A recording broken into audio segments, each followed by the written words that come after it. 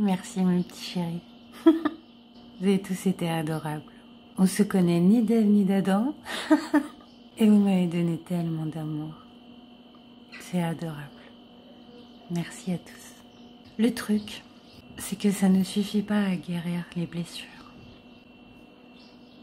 Et non. Mais ça aide. Ça aide beaucoup. Et donc, qu'est-ce qu'on fait? Comment on fait quand on a une émotion comme ça? Un flot d'émotions énorme. D'abord et avant tout, il faut accepter. Il faut accepter qu'on est dans une position vulnérable, qu'on ressent une grande émotion. Il ne faut pas la refouler. Il faut accepter. Et juste la laisser être le temps qu'elle est là. Je vous raconte pas tout ce que j'ai chialé ma race. En l'occurrence, j'ai chialé ma mère. Il faut laisser sortir toute cette émotion. Mais derrière, il faut aussi émettre des mots. Les mots nous permettent de prendre conscience des changements en fait qu'on a à apporter. À chaque fois qu'on a une grande émotion comme ça, c'est nécessairement que quelque chose ne va pas bien et que donc il y a quelque chose à changer. Et comme on est des bêtes sociables quand même, c'est beaucoup plus facile, rapide, efficace d'en parler à quelqu'un. Un ami qui vous aime sans condition.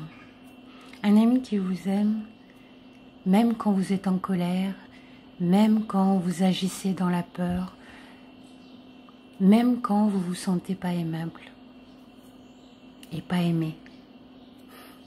Pour moi, ça a toujours été ma sœurette. Donc on a bien discuté, on a bien mis les choses en mots. Il vous faut quelqu'un qui va vous écouter vraiment. C'est pour ça que toute cette empathie, avec vos commentaires, vos likes, tout ça, je me dis, waouh, il est beau le monde quand même. Hein. Je suis certaine que nous sommes tous capables d'écouter l'autre pleinement et entièrement, sans aucun jugement et dans un love infini. Infini et inconditionnel. J'en suis certaine, ça je vous en parlerai aussi parce que j'ai fait l'expérience vraiment de d'où ça nous vient. Hein. Teasing. Moi, ce que j'aime faire aussi, c'est des petits soins énergétiques. Alors bon, là, je me suis lancée dans une série de soins sur 21 jours. Hein, et j'en suis au 19e. Puis bon, je vous avouerai que pour le moment, je comprends pas très bien les énergies, mais elles ont de l'effet. J'ai été initiée au Reiki il y a 8 ans, un truc comme ça, par un monsieur, mais incroyable, incroyable.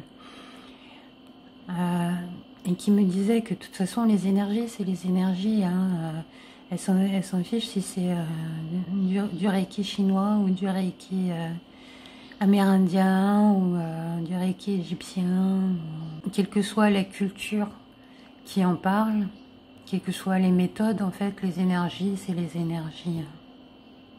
Et il y a une nouvelle TikTokeuse, Ariane Baffy, là, que j'ai connue sur Facebook, et qui parle de séances de Lao Chi. Et dans une de ses vidéos sur YouTube, et j'ai déjà entendu ça, j'ai déjà entendu dire ça. Les énergies de l'humanité, de la planète, en fait, elles sont en train d'augmenter de toute façon. Et maintenant, en fait, a priori, il n'y a plus besoin d'initiation. Donc c'est pour ça que je vous en parle. Mais alors attention, vraiment, si vous vous lancez dans les énergies, il faut vraiment éviter toutes les pensées négatives à l'avenir et à jamais. Il suffit d'une intention. Les intentions, c'est tout. C'est tout ce qu'il nous faut. Et vous pouvez imaginer que l'énergie rentre par votre chakra de la couronne là et qu'elle ressort par les mains. Moi là, j'avais des douleurs dans la poitrine et dans le plexus solaire qui étaient... Donc j'y suis allée, j'ai massé. C'est important aussi d'expulser en fait tout ça. Et si la douleur a été aussi intense, c'est que c'était des énergies que j'ai retenues en fait depuis toujours. C'est des choses qui sont restées bloquées en moi. Et donc, ben, en ayant l'intention, comme ça, de les faire circuler et de les sortir, en fait, de notre corps, tout en massant, ça suffit, ça fait beaucoup de bien, vraiment. En général, c'est les endroits où on va avoir le plus de douleur, hein. Le plexus solaire, la poitrine. Vraiment au niveau des os de la poitrine, hein, on sent une douleur qui est bien... je ne sais pas trop comment la décrire parce que c'est ni une douleur musculaire, ni une douleur... c'est vraiment une douleur de stress. Et ça peut aussi être dans le ventre. Donc n'hésitez pas à masser aussi quand vous avez des grandes émotions comme ça. En ayant vraiment l'intention d'y apporter de l'énergie. L'énergie guérisseuse, l'énergie divine, comme vous voulez, appelez ça comme vous voulez, c'est l'énergie vitale. C'est l'énergie de la vie. Appelez ça comme vous voulez. L'énergie, quoi. Ce que j'aime bien aussi faire, c'est des douches énergétiques où en fait je coupe toutes les cordes d'attachement énergétique. Et encore une fois, l'intention suffit. Donc on peut chanter une petite chanson, on peut faire vraiment les gestes de se couper toutes les cordes énergétiques au niveau de tous les chakras. Hein.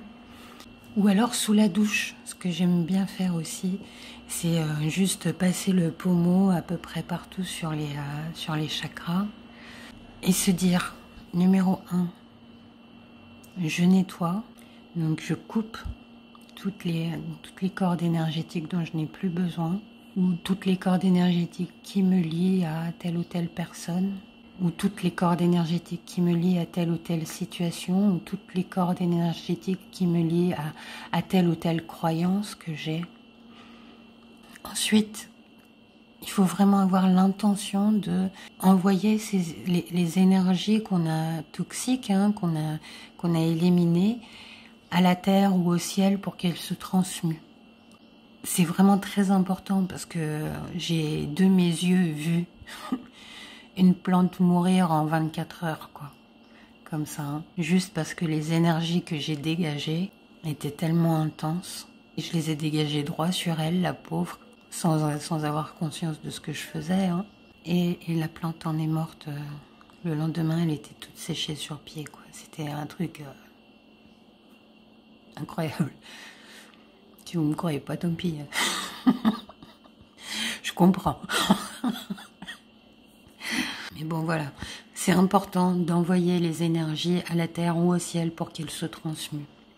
Et derrière ça, comme on a créé un vide, en fait, on a retiré des choses de nous, il faut aussi qu'on remplisse ce vide-là, parce que sinon, bah, il va se remplir automatiquement. Hein. La nature, elle aborde le vide, hein, ça c'est clair. Hein. Donc, tout ce qui est vidé doit être rempli directement.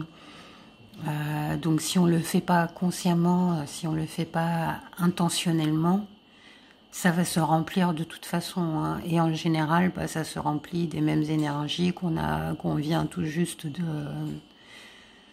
libérer. Moi, je chante ou je mets le pommeau de douche en fait sur tous les chakras. Et en imaginant vraiment la lumière, l'énergie venir partout, hein, me remplir. Et franchement, essayez. Hein. Essayez, ça fait mais un bien. Vous n'imaginez pas le bien que ça fait, comment on se sent nettoyer aussi bien de l'intérieur que de l'extérieur quand on fait ça comme ça sous la douche. Et voilà. Donc bah, moi, ce que j'ai à changer là, c'est m'occuper un petit peu de moi. Alors c'est sûr et certain, je ne sais absolument pas comment on le fait.